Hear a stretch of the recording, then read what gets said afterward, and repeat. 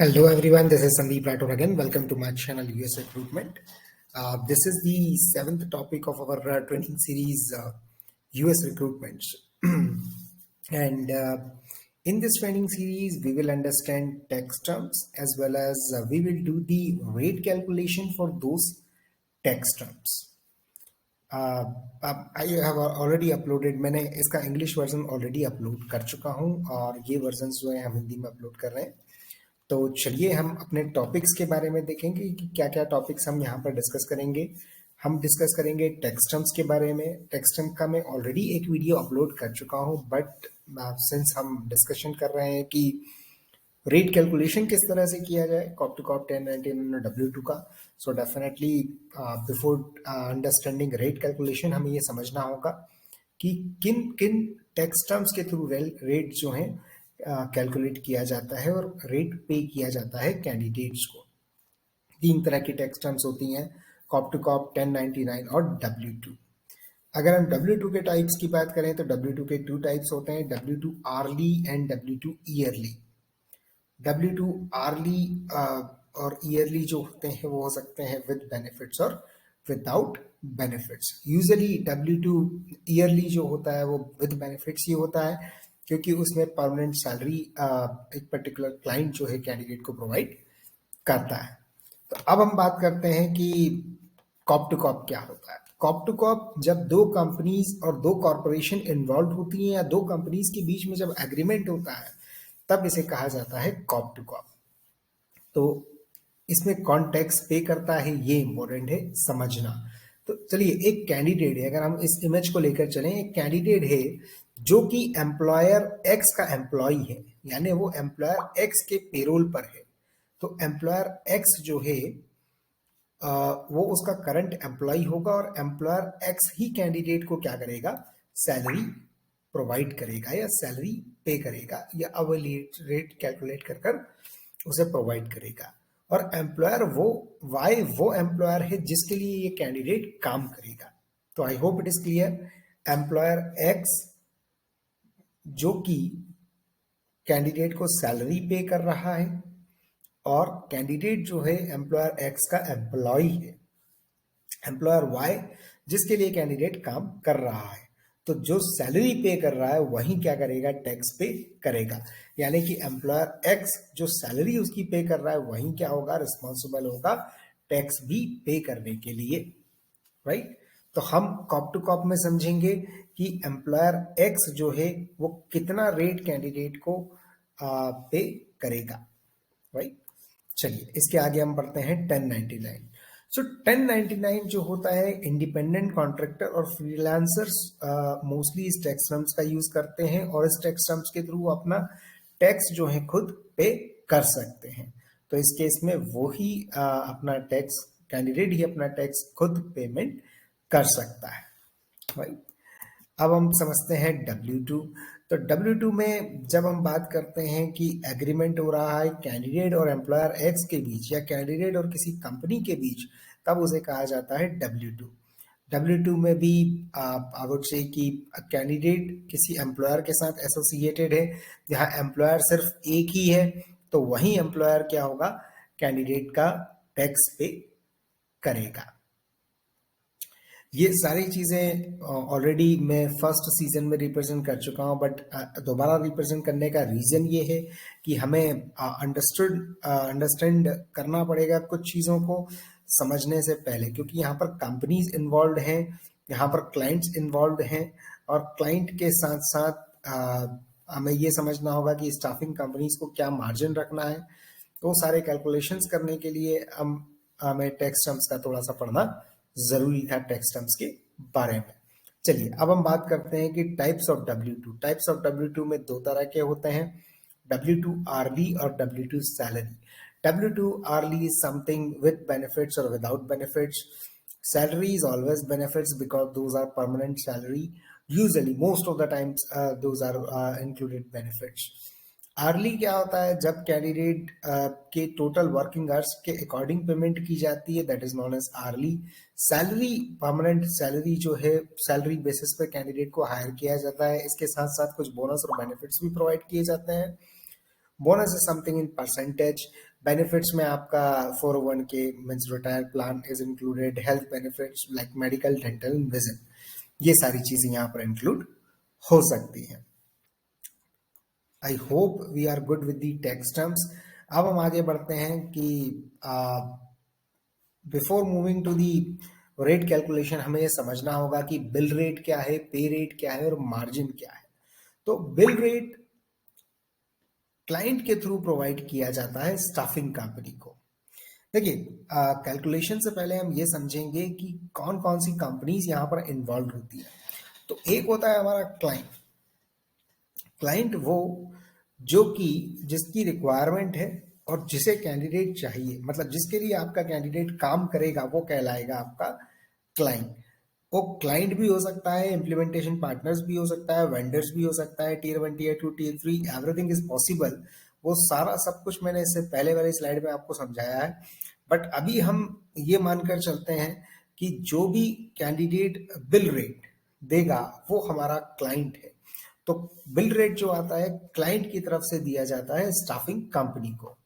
This is known as bill rate. तो इस bill rate में दो पार्ट होते हैं कि भाई स्टाफिंग कंपनी का अपना मार्जिन भी होता है और कैंडिडेट को दिया जाने वाला रेट भी होता है, जिसे हम पे रेट कहते हैं, right.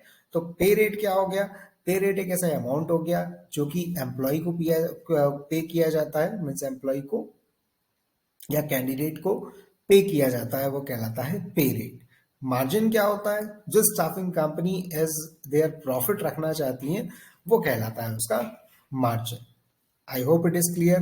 Bill rate, client staffing company को देगा bill rate, staffing company candidate को देगी पे रेट और अपना मार्जिन रख लेगी। और यही फंडा है और यही हमें कैलकुलेट करना है आगे कि किस तरह से हमें कॉप टू कॉप पर दिया जाए, पेमेंट की जाए, 1099 पर की जाए और W2 पर की जाए। तो चलिए चलते हैं हमारी एक्चुअल रेट कैलकुलेशन पर। रेट कैलकुलेशन में सबसे पहला आपका है corp to corp rate calculation. बहुत सिंपल है, बहुत ज्यादा इजी, इसमें आपको कुछ भी नहीं करना है। जितना भी आप मार्जिन रखना चाहते हैं उस मार्जिन को सिर्फ कर दीजिए बिल रेट में से माइनस। तो यही कहलाता है आपका corp to corp rate calculation. ऐसा क्यों है, क्यों हम डायरेक्टली माइनस कर रहे हैं अपने मार्जिन को रखकर? क्योंकि देखिए कॉप टू कॉप में दो कंपनीज इन्वॉल्व हैं और एम्प्लॉयर एक्स को जो है कैंडिडेट का सारा कुछ देखना है, कैंडिडेट को सैलरी देना है। अब एम्प्लॉयर एक्स के पेरोल पर जो कैंडिडेट है वो सैलरी बेसिस पर भी हो सकता है, आर्ली बेसिस पर भी हो सकता है, किसी भी बेसिस पर हो सकता है। तो किसी भी स्टाफ तरह से स्टाफिंग कंपनी को उसका टैक्स वगैरह कुछ भी पे नहीं करना है, ना टैक्स देना है, ना बेनिफिट देना है, बोनस देना है, कुछ भी नहीं देना है। स्टाफिंग कंपनी सीधे अपना मार्जिन कट करके कैंडिडेट को सबमिट कर सकती। तो इसीलिए जो भी मार्जिन होगा सिर्फ वो रख लिया जाएगा, बाकी पूरा का पूरा पे रेट जो होता है हम कैंडिडेट को दे सकते हैं। इसीलिए इसकी कैलकुलेशन इतनी सिंपल है। मीन्स यहाँ पर पे रेट क्या होगा? Bill rate minus gross margin. हमारे पास $100 हमने पे रेट एज्यूम किया है और हमने ये माना है कि कंपनी $20 का ग्रॉस मार्जिन कमाना चाहती है, प्रॉफिट रखना चाहती है। तो हमने $100 में से $20 को माइनस कर दिया, तो वो हो गया आपका $80 on corp to corp. I hope understandable है, बहुत इजी है, इसमें किसी को कोई प्रॉब्लम नहीं आएगी। जितना हम कॉप टू कॉप पर पे कर सकते हैं उतना ही हम कैंडिडेट को 1099 पर भी पे कर सकते हैं। सेम फॉर्मूला है, फर्क इतना सा है कॉप टू कॉप में दो कंपनीज के बीच में आपका जो भी वर्क होगा वो दो कंपनीज के बीच में होगा रिलेशनशिप, और 1099 में कैंडिडेट को खुद ही पेमेंट, खुद ही अपना टैक्स पे करना होगा। तो वो जो भी हम जो बोनस बेनिफिट्स के अमाउंट डिडक्ट नहीं कर रहे हैं उससे वो क्या कर देगा, अपना टैक्स पे कर देगा। W2 में किसी ना किसी कंपनी को कैंडिडेट का टैक्स पे करना होता है, इसलिए हमेशा W2 में रेट कॉप टू कॉप या 1099 से कम ही होगा। अगर आप $80 पे कर सकते हैं कॉप टू कॉप या 1099 में, तो डेफिनेटली आप 80 से कम ही पे करेंगे W2 में। वो 65 हो सकता है, 68 हो सकता है, 70 हो सकता है, 72 हो सकता है, depending on the different states in their taxes. But definitely वो $80 से कम ही होगा, $80 से ज्यादा नहीं होगा। तो कॉप टू कॉप और 1099 में हमेशा ज्यादा रेट पे होता है as compare to the W2। इस कैलकुलेशन को आप हमेशा ध्यान रखें। चलिए ये दोनों बहुत बेसिक सी कैलकुलेशंस थी, इसमें सिर्फ हमें मार्जिन माइनस करना है और हमारा कॉप टू कॉप या W2 रेट्स हम निकाल सकते हैं। और यही आपकी फर्स्ट स्टेप है W2 रेट को कैलकुलेट करने की। तो चलिए हम समझते हैं W2 रेट। W2 रेट पहले हम कैलकुलेट कर रहे हैं विद नो बेनिफिट, यानी हमें किसी तरह का कोई बेनिफिट कैंडिडेट को नहीं देना है, ना ही मेडिकल डेंटल विजन कुछ देना है, ना ही 401k देना है, ना ही और दूसरे कोई बेनिफिट या बोनस उस कैंडिडेट को प्रोवाइड करना है। तो वो इस तरह का चीज कहलाती है, इस तरह की पेमेंट जो कहलाती है वो कहलाती है विद नो बेनिफिट्स या विदाउट बेनिफिट्स। इसकी 3 स्टेप्स होती हैं। सबसे पहली स्टेप से कि आप कॉप टू कॉप रेट जो है वो कैलकुलेट कर लीजिए प्रीवियस फॉर्मूला से, राइट। अब आता है आपका overhead expenses. Overhead expenses means आपको क्या क्या टैक्स पे करना है, how many taxes you would like to provide, like उसमें स्टेट टैक्स भी होता है, फेडरल टैक्स भी होता है, कुछ बोनस और बेनिफिट्स का जो अमाउंट है वो भी इसमें इंक्लूड हो जाएगा। तो वो सारा ओवरहेड एक्सपेंसेस क्या होगा, वो overhead expenses with no benefits के केस में हम मानते हैं 15% के लगभग, 15% के लगभग, ऐसा लगभग इतना ही होता है। 15 हो सकता है, 18 हो सकता है, 12 हो सकता है, एनीथिंग वुड बी पॉसिबल। थोड़ा बहुत ऊपर नीचे होता है, बट मोस्टली रफली अगर हम देखा जाए तो 12 to 18% हम मान सकते हैं। तो एक हमने मिड का ले लिया है कि 15% जो होता है वो ओवरहेड एक्सपेंसेस बन जाता है ऑन एन एवरेज, किसी भी स्टेट का आप निकालें तो, राइट। टैक्स फ्री स्टेट्स में भी निकालेंगे तो थोड़ा बहुत ही डिफरेंस आएगा, बट हाँ, जो टैक्स होगा हम उसको मानते हैं कि ओवरहेड एक्सपेंसेस जो होंगे हमारे वो लगभग कॉप टू कॉप रेट के 15% होंगे। अब थर्ड जो स्टेप है इसकी, उसमें आपको कुछ नहीं करना है। जो आपने ग्रॉस मार्जिन निकाला है और जो ओवरहेड एक्सपेंसेस आपके हैं उन दोनों को माइनस कर दीजिए आपके बिल रेट में से, तो आपका विदाउट बेनिफिट्स रेट जो है आपको W2 मिल जाएगा। एक एग्जांपल लेते हैं कि हमें $100 जो है बिल रेट दिया हुआ है, $20 का मार्जिन हम रखना चाहते हैं, $20 का मार्जिन हम रखना चाहते हैं। तो उसको हमने स्टेप 1 में कैलकुलेट किया है। स्टेप 1 में corp to corp rate is $100 minus $20, that is $80 on corp to corp. तो ये सबसे पहली स्टेप में हमने क्या किया है, प्रीवियस फॉर्मूला से क्या कैलकुलेट कर लिया है, corp to corp rate calculate कर लिया है। अब सेकेंड स्टेप में हम ओवरहेड एक्सपेंसेस निकालेंगे, यानी 15% का $80 का 15% हम निकालेंगे। $80 का 15% हो जाएगा $12। तो अब ये मार्जिन यानी $20 और $12 दोनों अगर हम देखें तो $32 अमाउंट होता है। इस $32 का हम माइनस कर देंगे किस में से, $100 में से। तो ये होगा हमारा calculation $68 without benefits we can pay to the candidate. So on $100 cop to cop bill rate, we can pay $68 on W2 without benefits. Or in other words, if we can pay $80 on cop to cop to the candidate, we should pay approximate $68 on W2 to that candidate without benefits. I hope it is clear. Now अब हम बात करेंगे कि हम कितना पे कर सकते हैं विद बेनिफिट्स। अब विद बेनिफिट्स में आपको बेनिफिट्स भी देना होंगे, तो डेफिनेटली विद बेनिफिट्स रेट जो होगा वो विदाउट बेनिफिट रेट से ज्यादा होगा। अगर आप $68 पे कर रहे हैं corp to W2 without benefits पर, तो आप $68 से कम ही पे करेंगे विद बेनिफिट्स में। सेम कैलकुलेशन है, बस यहाँ पर जो ओवरहेड एक्सपेंसेस होते हैं वो हो जाते हैं 25%, क्योंकि बोनस और बेनिफिट्स दोनों देना है। अब बोनस और बेनिफिट्स को हम मान के चलते हैं कि कॉप टू कॉप रेट का 10% के लगभग एक्स्ट्रा यहाँ पर आ जाता है, तो 25% जो होता है वो कॉप टू कॉप रेट हमें यहाँ पर निकालना होता है, कॉप टू कॉप रेट का परसेंटेज, और तभी हमारा जो होता है वो इस तरह से अमाउंट बन जाता है। पहली स्टेप में हम वही कॉप टू कॉप रेट निकालेंगे, दूसरी स्टेप्स में हम ओवरहेड एक्सपेंसेस निकालेंगे जो कि 25% होगा। $80 का $80 का 25% हो जाएगा $20 मार्जिन, $20 ओवरहेड एक्सपेंसेस, $40 को $100 में से, या $100 को $40 में से हम माइनस करेंगे तो $60 जो होगा हमारा W2 रेट होगा with benefits, right. So it is very simple,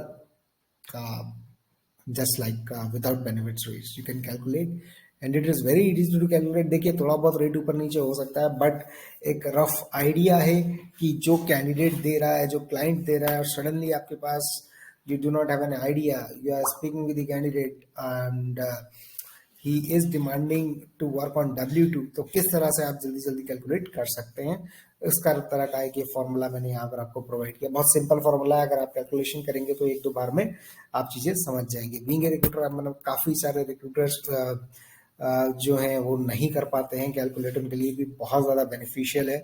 please use this formula and calculate, it is very easy to implement. अब हम समझते हैं कि क्या सैलरी कैलकुलेशन होगा और क्या सैलरी हम दे सकते हैं कैंडिडेट को। सैलरी कैलकुलेट करने से पहले हम समझेंगे कि ईयरली होती है सैलरी, तो पूरे ईयर में कितने आवर्स, कितने घंटे कोई कैंडिडेट काम करता है, हमें ये समझना होगा, राइट। तो एक दिन में कैंडिडेट रफली 8 घंटे काम करता है, एक वीक में 40 आवर्स काम करता है, और ऐसे ही पूरे साल में 52 वीक्स होते हैं, राइट। तो एवरेज वर्किंग आवर्स जो बनता है वो बनता है 40 इंटू 52, दैट इज 2080।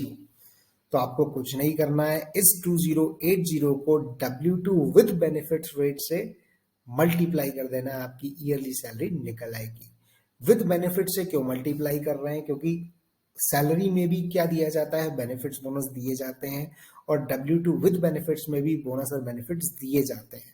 तो हमने कुछ नहीं किया है, 2080 को सिंपली मल्टीप्लाई कर दिया है हमारे W2 विद बेनिफिट्स रेट को, और हमारी यहाँ पर सैलरी जो है वो आ चुकी है।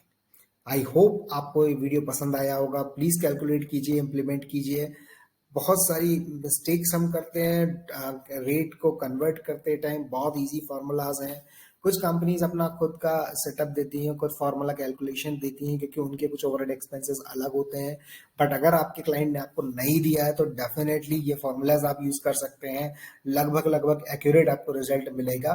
कुछ हो सकता है कि आपको एवरेज रिजल्ट मिले, but I think very beneficial है, आप इसको बिल्कुल ट्राई कीजिए। और भी बहुत सारे वीडियोस मैंने अपलोड किए हैं, इससे पहले मैंने क्लाइंट से रिलेटेड, क्लाइंट और वेंडर से रिलेटेड वीडियो अपलोड किया है, और सीजन 1 में भी tax terms, visas, EADs, everything I have uploaded. Check those videos as well. Be connected. Please share, like, and subscribe. See you soon. Bye. Take care.